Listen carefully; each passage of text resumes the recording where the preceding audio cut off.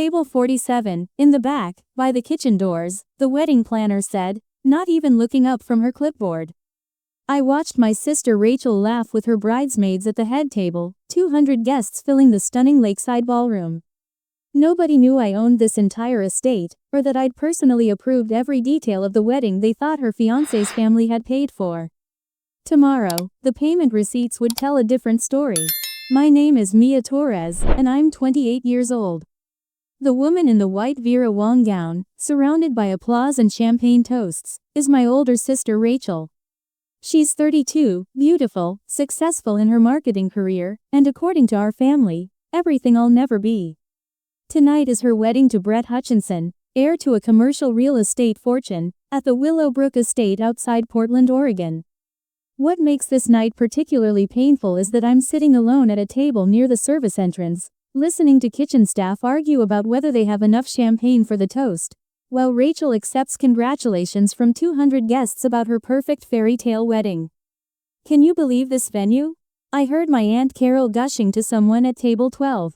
The Hutchinson family must have spent at least $300,000 on this wedding. Rachel really married up. I took a sip of my water and said nothing, because speaking up would ruin everything I'd been planning for 6 months. The truth was simple. The Hutchinson family hadn't paid for anything. Brett's father, Richard Hutchinson, had offered to contribute $50,000 toward the wedding, which Rachel had complained was embarrassingly cheap for a family worth $40 million. She'd wanted the Willowbrook estate specifically, had dreamed about getting married here since she was a teenager. But the Willowbrook estate cost $85,000 just for the venue rental, not including catering, flowers, photography, or any of the other details that made a wedding memorable. When Rachel had discovered the total package she wanted would cost $340,000, she'd called our mother crying. "I can't have a cheap wedding," she'd sobbed during a family dinner I'd been forced to attend. "Everyone we know will be there. Brett's family, his business partners, everyone from my office. I can't serve them rubber chicken in some hotel ballroom. I need Willowbrook." Our mother, Patricia, had looked at our father, Miguel, who'd shaken his head firmly. "We already gave you $30,000, Mia. That's all we can afford. You'll have to scale back your expectations or ask Brett's family for more." Rachel had turned to me then, her eyes calculating. "Mia, you could contribute. You're always saying you're doing fine with your little online business thing. Surely you can spare $20,000 to help your only sister have a decent wedding?" $20,000. As if I was some kind of ATM machine that existed solely to fund her dreams. "I don't have that kind of money lying around," I'd said quietly, which was technically true. I didn't have it lying around. It was invested in real estate, stocks, and the property management company I'd built over the past 5 years. Rachel had rolled her eyes. "Of course you don't. I don't know why I even asked. You can barely pay your own rent." That comment had stung, particularly because I'd been paying rent on a modest apartment in Northeast Portland specifically to maintain the illusion that I was struggling. My actual net worth was approximately $8.4 million, but nobody in my family knew that. They knew Mia the dropout, the girl who'd quit college after 2 years to find herself.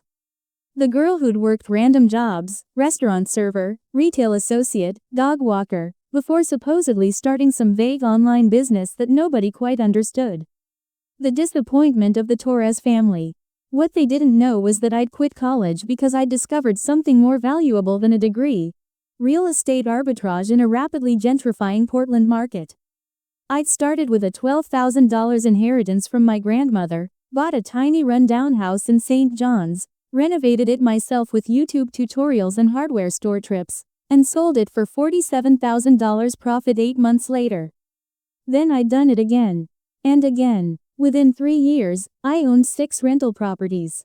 Within 5 years, I'd expanded into property management, acquired the Willowbrook estate at a bankruptcy auction for $1.2 million, and built a portfolio that generated $60,000 monthly in passive income. But I lived in a $1,400 apartment and drove a 2008 Honda Civic, so my family assumed I was barely surviving. After Rachel's meltdown about the wedding venue, I'd gone home and made a decision that would change everything. I'd contacted the Willowbrook Estates event manager, a woman named Jennifer who worked for me but didn't know I owned the property. I operated through an LLC called Cascade Property Holdings. I need to book a wedding, I told her. July 15th. Full premium package. Everything. Catering, flowers, photography, string quartet, the works. Price is not an issue. Jennifer had pulled up the calendar. That date is available. The premium package for 200 guests runs $340,000. Would you like to schedule a tour? No need. I'll take it. Send me the contract. May I ask who the wedding is for? My sister, Rachel Torres. She'll be contacting you soon about booking this date. When she does, tell her there's been a cancellation and you can offer her a special discount package for $80,000. The Hutchinson family will pay that. I'll cover the remaining $260,000 anonymously. Jennifer had been confused but professional. That's very generous. How would you like to handle the payment structure? I'll wire the full amount up front. Create an invoice that shows $80,000 from the Hutchinson family and mark the rest as promotional discount for preferred client. Rachel doesn't need to know the real numbers. And that's exactly what had happened. Rachel had called Willowbrook Estate expecting to be turned away, and Jennifer had delivered her carefully scripted lines about a last-minute cancellation and a special promotional rate that brought the entire package down to $80,000. Rachel had been ecstatic. Brett's family had agreed to pay the reduced rate, and suddenly my sister had her dream wedding at a price that seemed like a miracle. Nobody questioned it. Nobody wondered why a venue that normally charged $340,000 was suddenly available for $80,000. They simply accepted their good fortune and moved forward with planning. Over the following months, I'd watched Rachel transform into a version of herself I barely recognized. She'd always been self-centered, but wedding planning elevated her narcissism to new heights. Every family gathering became about her. Every conversation redirected to centerpieces and seating charts and whether the string quartet should play Pachelbel or Vivaldi. And every gathering included reminders of my inadequacy. Mia, you're not married yet, my mother would say with that particular tone of disappointment. You're 28. When I was your age, I already had 2 children. Maybe if you'd finished college, you'd have met someone appropriate, my father would add. Professional men want educated wives. Rachel would smile sweetly and pat my hand. Don't worry, Mia, I'm sure you'll find someone eventually. Not everyone can be lucky like me. The wedding planning process had been particularly brutal. Rachel had asked me to be a bridesmaid, not out of sisterly love but because it would look weird to mom's friends if you weren't included. I'd accepted, knowing that it would give me a front row seat to everything I'd secretly orchestrated. The dress fittings had been humiliating. Rachel had chosen expensive designer gowns for her bridesmaids, each costing $800, which she'd expected us to pay for ourselves. I can't afford $800 for a dress I'll wear once, I told her during the fitting appointment. God, Mia, it's my wedding, Rachel had snapped. Can you try not to be selfish for once? Maybe you could get a credit card or something. Normal people figure these things out. I'd paid for the dress in cash, watching the boutique owner's eyes widen slightly. Rachel had assumed I'd put it on credit and would be paying it off for months. Then came the bachelorette party in Scottsdale, which had cost each bridesmaid $2,000 for flights, hotels, and activities. I'd paid my share without complaint, even though Rachel had made jokes the entire weekend about how this was probably my entire savings account. Mia's so brave, spending money she doesn't have just to celebrate with me, she'd announced drunkenly to her friends at a pool party. That's real sisterly love, unlike some people who could afford to help with wedding costs but chose not to. The implication was clear. I was selfish for not contributing more financially while somehow also being too poor to contribute anything meaningful. Finally, we'd arrived at wedding week. The rehearsal dinner had been 2 nights ago, and Rachel had made a speech thanking everyone who'd made this dream possible.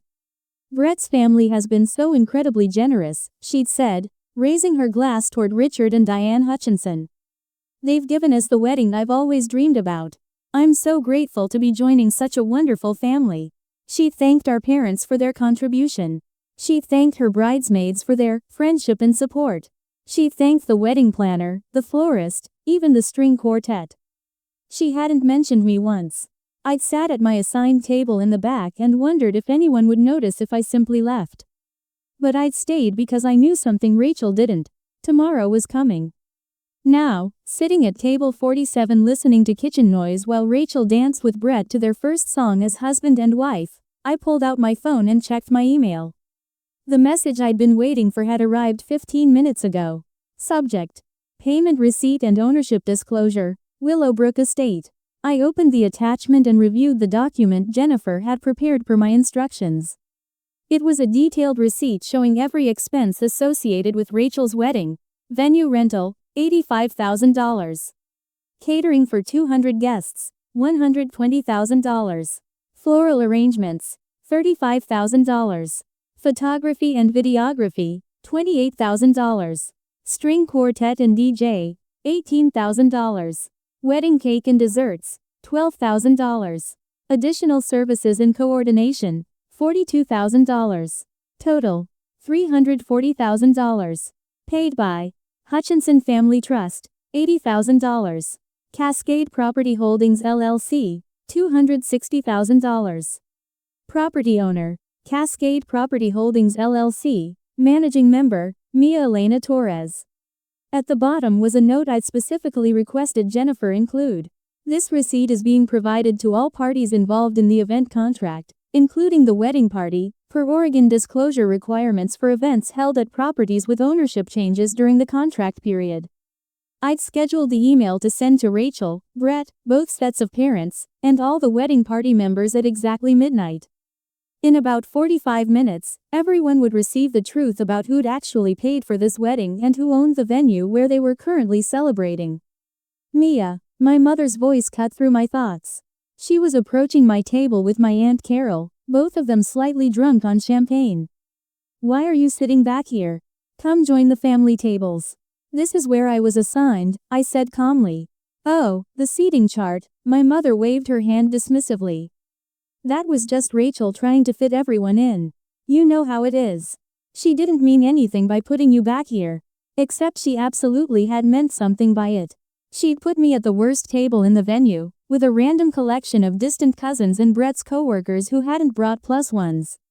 She'd put me where I'd be least visible, least likely to embarrass her with my failure to launch. It's fine, Mom. I'm comfortable here. Aunt Carol leaned in, her perfume overwhelming. You know, Mia, weddings are a great place to meet men. Have you talked to any of Brett's single friends? I saw a few handsome ones near the bar.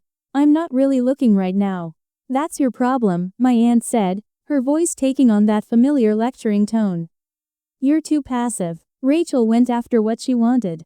Look at her now, married to a Hutchinson. You need to be more like your sister. I smiled and nodded, letting her words wash over me without response. In 40 minutes, she'd see exactly how much I was like my sister. The reception continued around me. Rachel and Brett cut the cake, posed for endless photos, accepted congratulations from a line of guests that seemed never ending.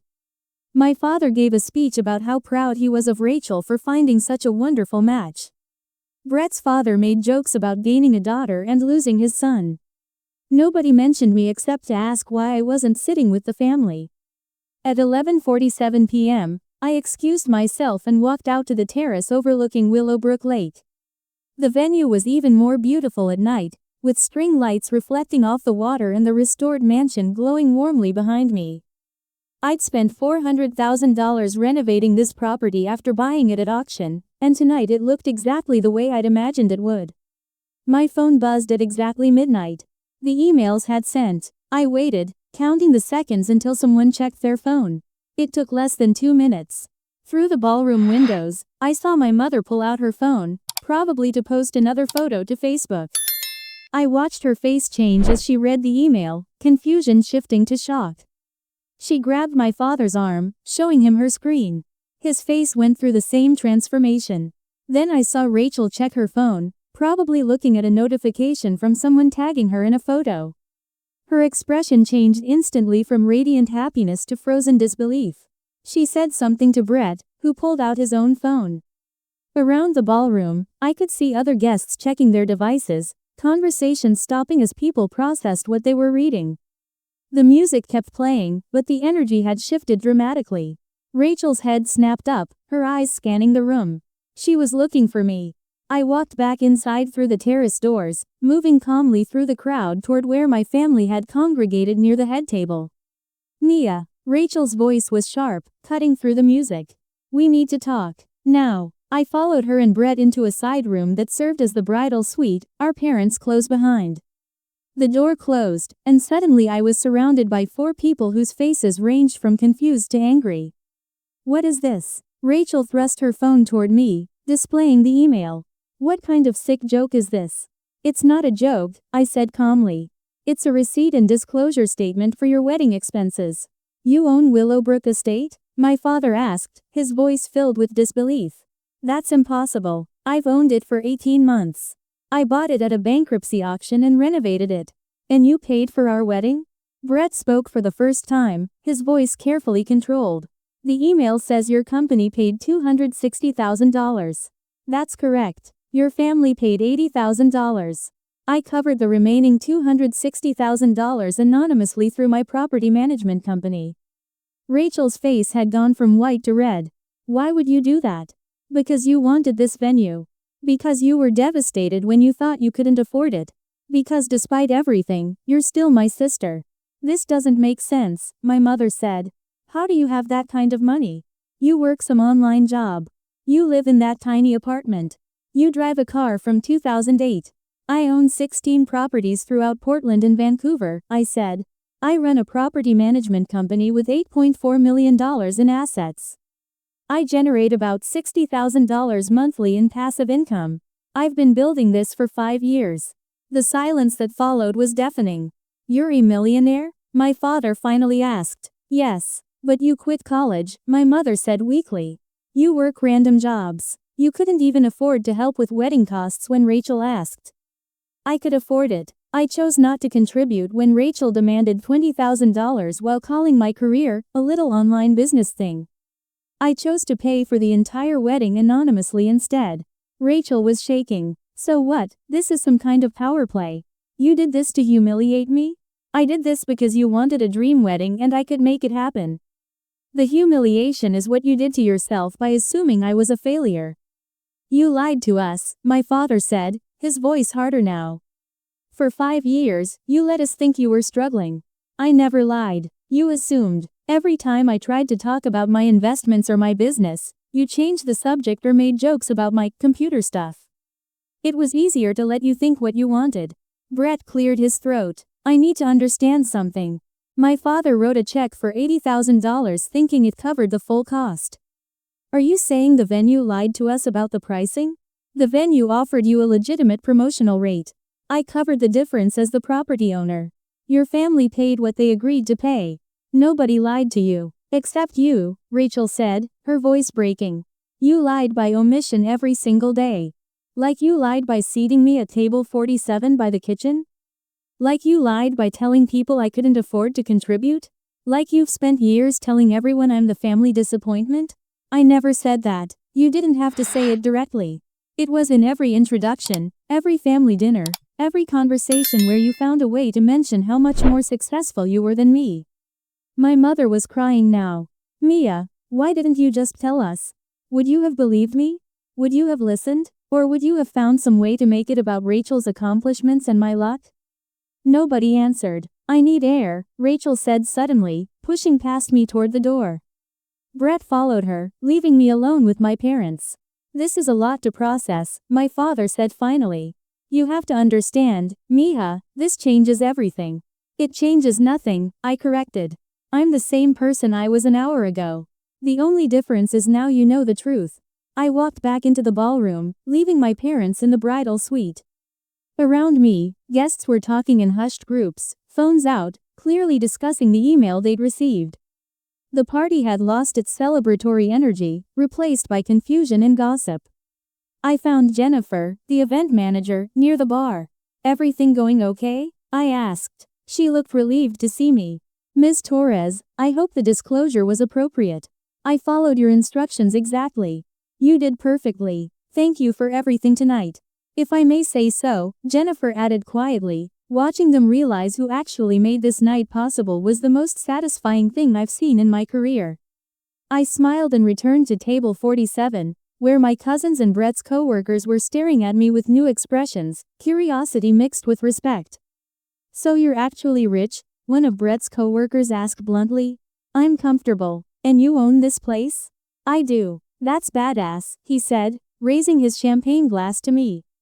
Rachel and Brett didn't return to the reception for another 20 minutes. When they did, Rachel's makeup was repaired but her eyes were red. They made the rounds thanking guests for coming, but the energy never recovered. The party ended early, around 1 a.m. instead of the scheduled 2 a.m. conclusion. Guests filed out, many of them stopping by my table to congratulate me on my success, which I suspected bothered Rachel more than anything else that had happened tonight. As the last guests left, I remained seated at table 47, watching the staff begin cleanup. Rachel approached me alone, Brett having gone to deal with their luggage. "I don't know what to say to you," she said quietly. "You don't have to say anything. I'm supposed to thank you, right? For paying for my wedding? You're not supposed to do anything, Rachel. Did you do this to prove you're better than me?" I looked up at my sister, seeing her clearly for the first time in years. "I did this because despite everything, I hoped you'd have the wedding you wanted. That's it. I put you at table 47, she whispered. "I put you in the back because I was embarrassed by you. And you paid for everything." "I know. That's so fucked up," she said, and started crying again. I stood and awkwardly hugged her, letting her cry on my shoulder in her $15,000 wedding dress. "I'm sorry," she said. "I'm so sorry, Mia." "I know." We stood there for a moment, two sisters who'd spent years misunderstanding each other, finally forced to confront the truth. 6 months later, things had changed in unexpected ways. Rachel and I had coffee every other week, slowly rebuilding a relationship that had been broken long before her wedding. She'd apologized multiple times, and while it didn't erase years of dismissal, it was a start. My parents struggled more with the revelation. They'd spent so long defining success in traditional terms that my unconventional path didn't fit their narrative.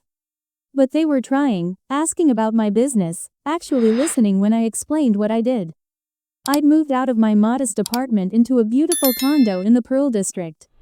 No more hiding my success to make others comfortable.